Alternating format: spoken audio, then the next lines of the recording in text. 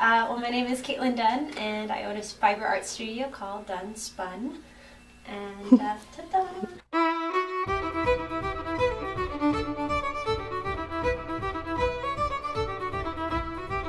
It's cute. It's the sheep version of me. Long legs not being used. When you first come to my studio, this is kind of what you see. It's all fibery, fluffy, colorful goodness. And this is kind of the retail half. And then the part where all the magic happens is always messy. But this is the workspace where I teach classes and make things myself. So it's very messy. This is the raw fleece, so it's still got grease and vegetable matter in it. If only smell-o-vision existed. How do you like wash it or something, or how do you? So on the stove I've got a big old pot of water. You want it almost boiling but not moving, because you have to melt the grease if it's a sheep fleece, the lanolin off of the fleece. Yeah. So there's a lot of steps that go into making your finished scarf or whatever you're gonna make. So. But it's a labor of love, and it's a lot of fun, and it's very messy, which is fun too. Yeah. Do people just donate that to you? Oh no, I have several farmers that I work with. I see. And I go out to their farm, and I get to visit the animals and see how they're doing, and I purchase my fleece from them. I so see. We're kind of all supporting each other. It's a big community. How long have you been open for? I've been in Cookeville for about 2 years now. I first started in Crossville, and I was there for about 1.5 years. It was actually my mom's business at first. It was a shabby chic store, and I just kind of accidentally took over. And then it just became all fibers in my studio. What all products do you make here? So all my fiber's locally grown, and as soon as it comes off the animal, I start processing. So I do all the cleaning, dyeing, combing, spinning, felting, weaving, all by hand, and I sell fiber at all the different stages, so you could walk in not knowing anything and be able to buy a finished product, or if you're wanting to spin it yourself, I have fiber that's already been cleaned and dyed and everything. What has been your favorite product that you have made so far? Oh man, that's hard. I fall in love with everything I make. Well, right now I'm looking, this is one of my latest things. It's just yarn, but I love it. It was a Peter Pan inspired yarn. And so, find my end here. So it has all of the leaves and Tinkerbell jingling around. And basically it was part of a story spin along. I see. And so you had to pick a favorite book and spin a yarn for that theme, and so this was my Peter Pan yarn, and because it's my newest thing, that's what I'm in love with right now. That's good. What do you like about the area, like for your business and everything?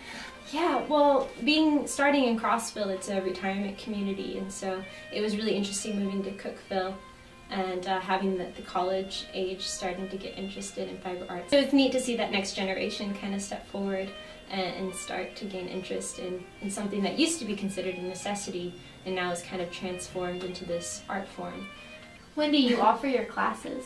I do a monthly schedule, and I also do private groups. I've taught for Girl Scouts, I've hosted birthday parties for adults, I've hosted things for like different spinning guilds and quilting guilds in the area. So. What is your favorite thing that you do? Yeah, just spinning in general is my favorite thing, because it's so meditative. You know, you just sit at your wheel and turn on some good music, and you can just get lost in it. It's wonderful. I actually started fiber arts because I was very anxious as a child. I was having a really bad day, and I went into a yarn store. I had no idea what I was doing, and they taught me how to knit, and I was addicted ever since. And now anytime I'm nervous or anxious, I just pick up some fluffy things and start spinning or knitting, so it saved me.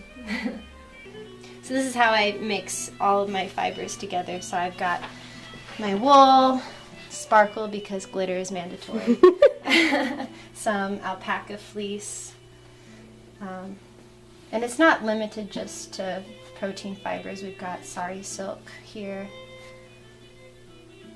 and bamboo, And I just kind of go for it when I'm doing my different colorways. I usually just make a mess. And then we send it through, and it combs it all together for me. That's cool. And then when it comes off, all of my colors and fibers will be mixed together, ready for spinning. Awesome.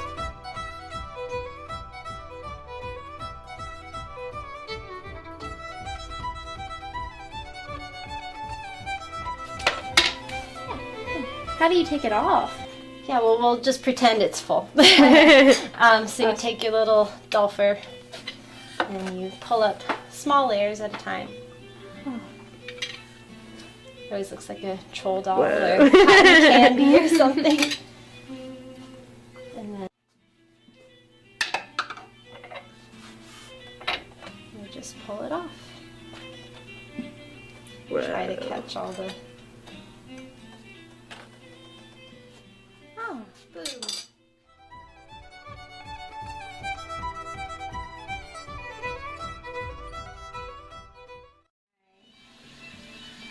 Oh. She takes a minute to get started. There we go. So so fiber just automatically wants to become yarn. So all you need is just a little twist.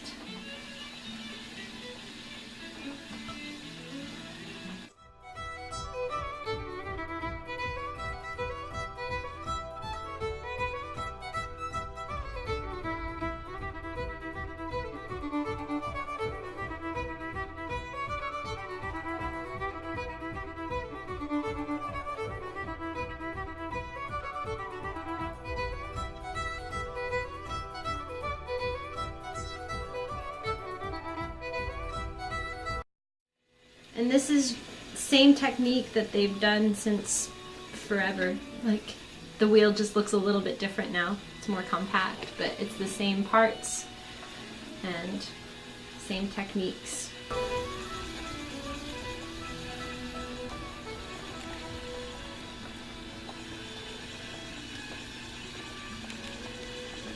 They're cute. Thank you. My mom actually made them for me. Do you guys do a lot of work together? I actually learned how to knit the day before she did, and I hold it over her head. And I taught my grandmother how to knit also, which is not something many people can say. But what further goals do you have for this? That's a good question. My definition of success is that I can make enough to support myself and I'm happy. That's kind of my goal in life. So I try not to put too much pressure on anything as long as I'm making do.